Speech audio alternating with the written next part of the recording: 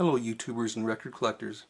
In the next selection of albums I'm going to show you, I'll start with Queen, A Kind of Magic. This album was released in 1986 and it was a #1 album in Britain. During the 80s in North America, Queen kind of lost their mojo and they lost their popularity. I don't think they toured over here as much as they did in the 1970s when they were huge. But they still retained their popularity in Britain, and this was a #1 album. And it's an excellent album. Second last album that they recorded prior to Freddie Mercury's unfortunate death. Beautiful sleeve, and it's not an album that you see all that frequently anymore. Bob Seger and the Silver Bullet Band, Stranger in Town. This album was very popular. His early albums in the 70s and early 80s I think are excellent albums, excellent just classic rock standard albums. He went more into a country vein later on with songs like a Rock. I don't care for the later ones that much, but the early ones, they rock pretty good. The Rolling Stones, Undercover. This one came out in 1983 I think, and I don't recognize this one at all. They have these sticky things on here. The Rolling Stones covers were generally pretty horrendous, and this is just another bad cover. I don't know how the album is. I'll find out. ZZ Top, El Loco, early 80s.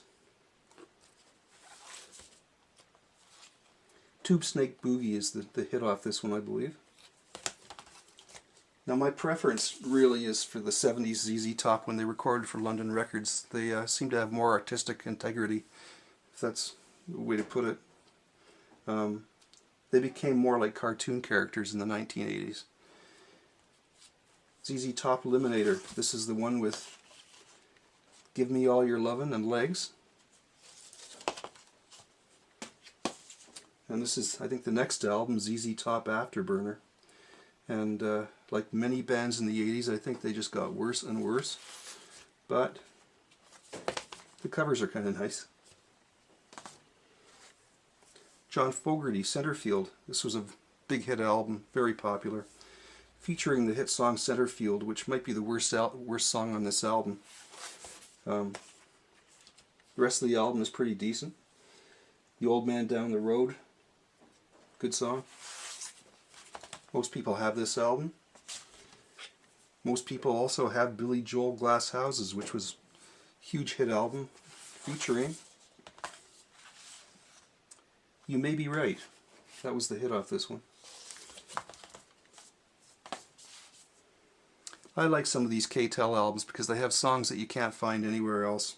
Nice compilations. The sound's not that good on them, but they have some pretty rare tracks on these. And this one's called 24 Dumb Ditties. It's all novelty and comedy songs like Monster Mash, Elvin's Harmonica, Who Put the Bomp in the Bomp She Bomp a Bomp, Barry Mann, Mr. Bassman, Johnny Cymbal. You know, it's a great compilation of kind of obscure comedy songs. The Go-Go's, Beauty and the Beast. I think this might have been their second album. They're kind of frightening.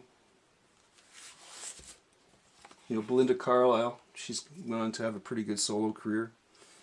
This one contains the songs We've Got the Beat and Our Lips Are Sealed. I think those were the hits off this.